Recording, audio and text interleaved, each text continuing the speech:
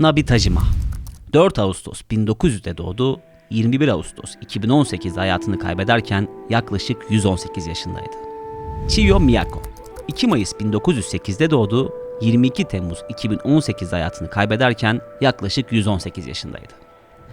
Misao Okawa 5 Mart 1898'de doğdu, 1 Nisan 2015'te hayatını kaybederken yaklaşık 118 yaşındaydı. 3 isim saydık. Hepsinin ilk ortak noktası dünya ortalamasının çok üzerinde uzun yaşamış olmaları. Ancak tek ortak noktaları bu olsa içeriğimizde yer almaları zor olabilirdi. Evet, ikinci ortak noktayı bildiniz. Saydığım isimlerin tamamı Japon. Sizin videoyu sıkılıp kapatmayacağınızı bilsem isimleri rahatlıkla artırabilirdim. Bugün dünya üzerinde 110 yaşını aşmış 33 kişinin tam 17'si Japonya'da yaşıyor. Sadece en yaşlıları konuşmak da yeterli olmayabilir. O yüzden gayet güçlü bir bilgi eklemesi daha yapacağım. Dünya Sağlık Örgütü'nün 2019 verilerine göre Japonya'da yaşam ortalaması 84.3 yıl. Erkeklerde 81.5, kadınlarda ise 86.9. Evet, bu veriler Japonya'nın dünyanın en uzun yaşayan ülkesi olmasını sağlıyor.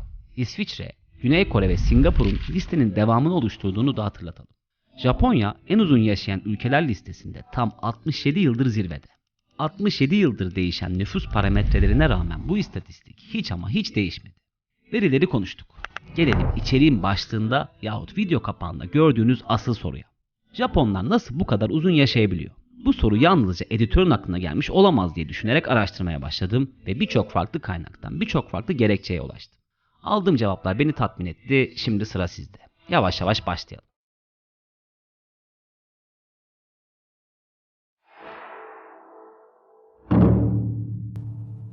Japonya üzerinde yaklaşık 7 yıllık uzun bir araştırma süreci geçiren İngiliz beslenme uzmanı Cassandra Barnes, Japonlar neden uzun yaşıyor sorusuna en çok kafa yoran isimlerin başında geliyor. Barnes'ın 2019 tarihli araştırması ve araştırmanın sonuna iliştirdiği notlar, uzun yaşamın birincil şartının beslenme olduğunu söylüyor. Barnes, toplamda 23.000 Japonya vatandaşının beslenme alışkanlıklarını inceleyerek oluşturduğu listeyi öncelikle 4 farklı ve yaygın tüketilen ürün üzerinden oluşturmuş. İngiliz bilim insanına göre bu besinler Japonları çok daha sağlıklı kılıyor.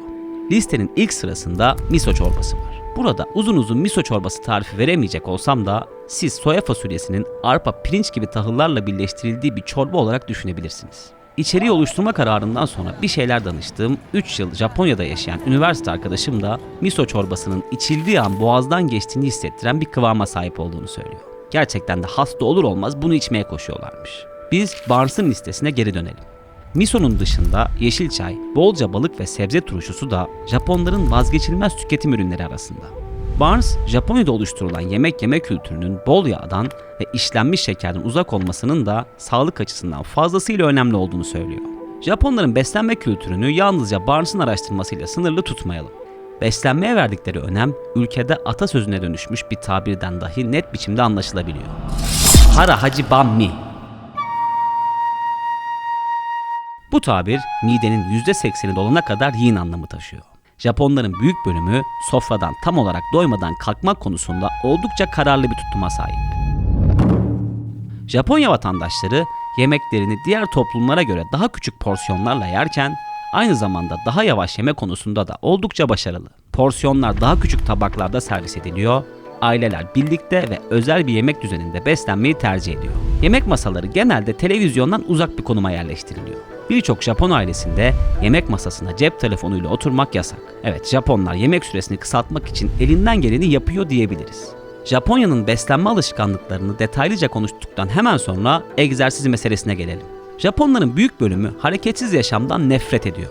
Toplumda yürümeyi sevmeyen birine rastlamak fazlasıyla zor. Egzersiz yalnızca hareketle sınırlı bir şey de değil tabi. Japonlar yerde oturmayı da çok seviyor. Diz çökerek seiza oturuşu yapan Japonlar vücutlarını daha esnek bir hale getirmeyi başarıyor. Japonya'nın daha uzun yaşamasını sağlayan önemli faktörlerden biri de yaşlılara gösterilen tutumda saklı. Genel olarak Asya ülkelerinde yaygın olan gelenek Japonya'da da oldukça belirgin diyebiliriz. Yaşlılar sosyal hayatın her noktasında aktif olmaya devam ediyor. Japonlar ailelerini bakım evlerine en az gönderen toplum konumunda. Aileler geniş ve genellikle birlikte yaşamayı tercih ediyorlar. Yaşlıların daha sağlıklı bir hayat yaşaması için uygun koşullar da bu biçimde daha kolay sağlanmış oluyor. içeriği yavaş yavaş sonlandırıyoruz. Sırada çok da şaşırmayacağınız üzere sağlık ve temizlik ilişkisi var.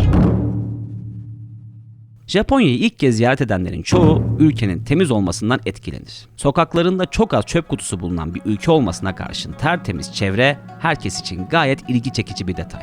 Japonya'da 12 yıllık eğitim boyunca temizlik her gün üstünden geçilen en önemli derslerden biri konumunda.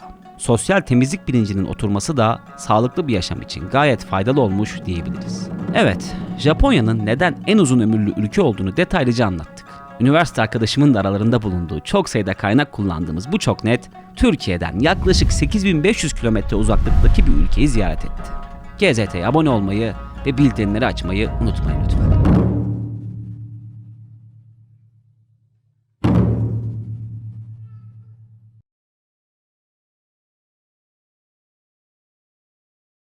Chiyo Miyako 2 Mayıs 1908'de doğdu, 22 Temmuz 2018 hayatını kaybeden